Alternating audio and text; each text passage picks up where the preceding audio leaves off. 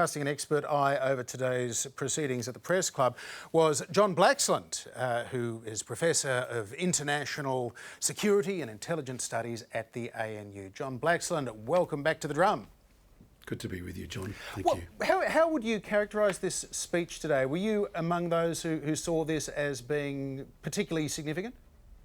So this was a masterful demonstration of Penny Wong in her element, I thought.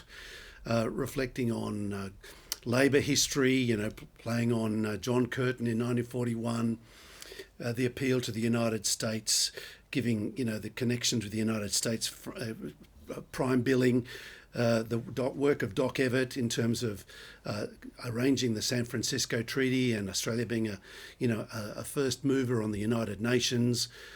And then, of course, Gough Whitlam in establishing diplomatic relations with the People's Republic of China and his engagement in Asia.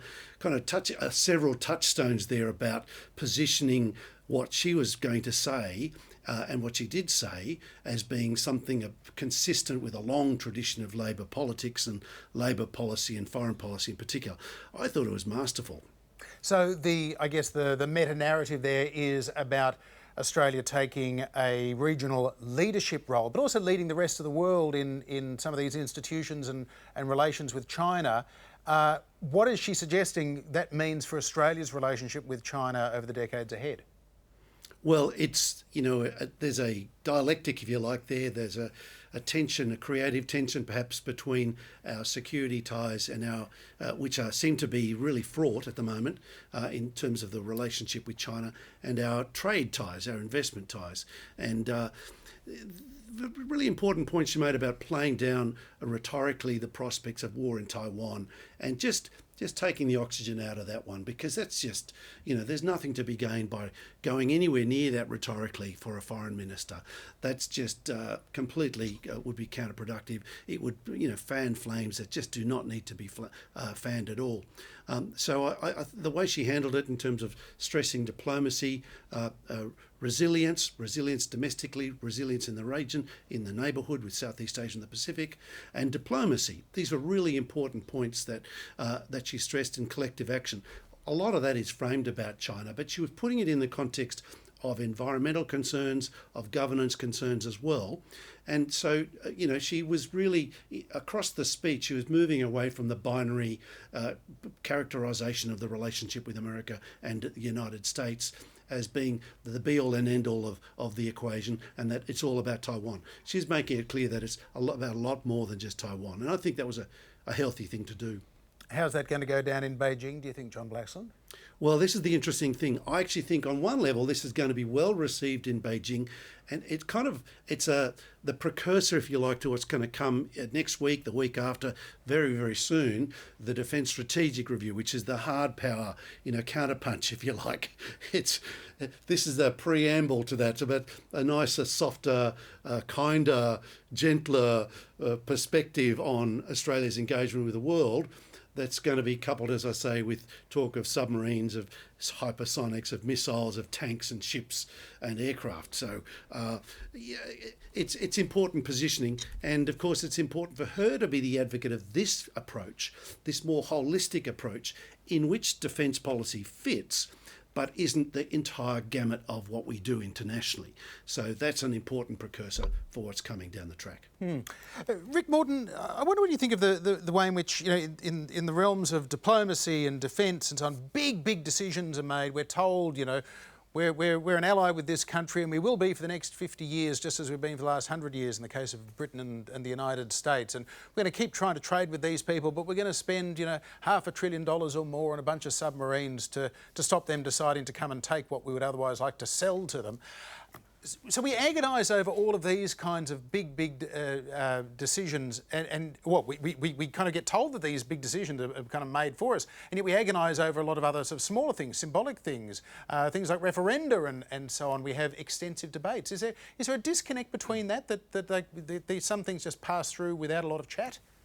Yeah, I mean, I can only really speak from personal experience here, and foreign policy is not my strong suit. I grew up not really understanding politics full stop. But certainly not foreign policy. And I think rather than, sometimes you'll get opposition say, the Prime Minister's gallivanting around the world when he should be here. But, certainly when that was happening with Albanese, I was talking to people up here in Queensland and they were just saying, no, he's Prime Minister, he should be overseas talking to other leaders.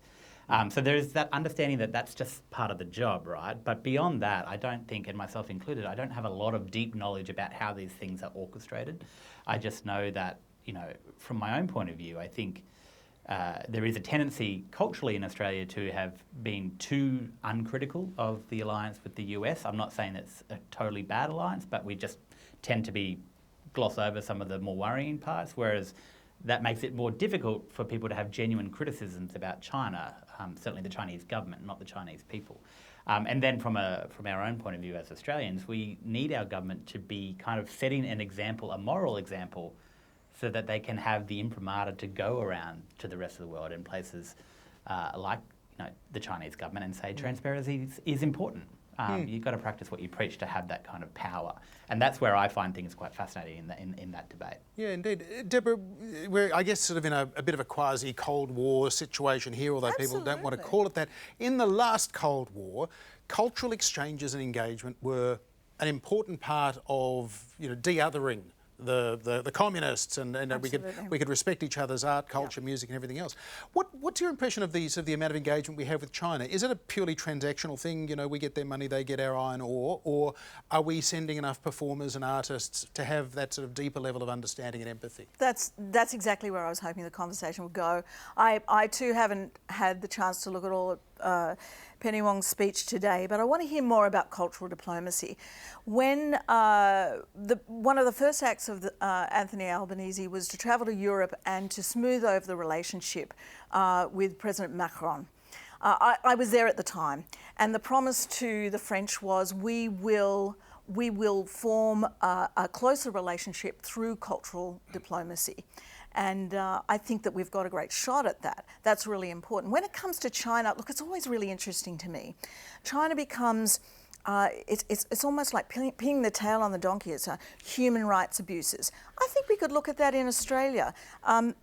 Amanda, you mentioned $200 a month, and I don't question that figure, but how many Australians are living on $200 a month? We're great at pointing the finger at China for all of these behaviours, which we could do with a little more introspection. But putting that aside for a moment, coming back to Paul Keating's comments today, I love it when he chimes in, because if only for the reason that then further clarification needs to be made in the argument or whatever the debate happens to be. So for me, there's a lot of ground between, and just coming back to what you said, because it was so vivid, Amanda, between a doormat and weaponised peacekeeping. I think there's a lot of ground in between that, and I think that that's where cultural diplomacy plays a role. And with China, it has such a long and rich history of cultural life, which has been restored now after a period of time. That's somewhere where we can actually have a conversation that doesn't need to be weaponised. So, John Blaxland, if Penny Wong was successful today in dialing down the heat, as she said, does that flame go up next week with the Defence Review, or can that be framed in such a way that Beijing and others see this simply as prudence and peaceful in intent, rather than contingency planning for if things go horribly wrong in the years ahead? Yeah, so it really depends on how China wants to play this. My sense is that there's been a bit of a change in the mood in Beijing. We're now moving away a bit from the wolf warrior diplomacy, but we have seen one of the most warlike demonstrations of Chinese martial prowess around Taiwan in the last couple of weeks. So, it's not inappropriate that Australia can actually speak for itself about its own view on its policies. The thing will be for Richard Marles to paint this in a way that is about Australia's interests and not about necessarily China. And everybody will be reading between the lines. But rhetorically, it's really important to make the distinction and to actually avoid, beating the drums of war, if I can say that, and actually talk about the capabilities. But this is one of the problems that Richard Marles faces, because in articulating what it is that this Defence Strategic Review is all about, it's hard to duck and weave and speak around the issue without actually touching the challenge of China, and that's most clearly demonstrated recently with the way he handled the submarine issue with the AUKUS submarines. I mean, the bottom line is that the threat to submarines is largely about what China can do in and around Australia, Russia as well, but there are other players that have capabilities, but we're not seeing them having any likely intent of doing anything to cajole, to pressure, to blackmail, to threaten or to harm us. But for Australia, the problem is really about the submarines, and he kind of danced around this problem. But, the thing is that diesel electrics don't work when you've got persistent Chinese satellite surveillance. That with artificial intelligence and with supported by drones can actually pick up almost all your movements as soon as you put that periscope or your snort funnel up.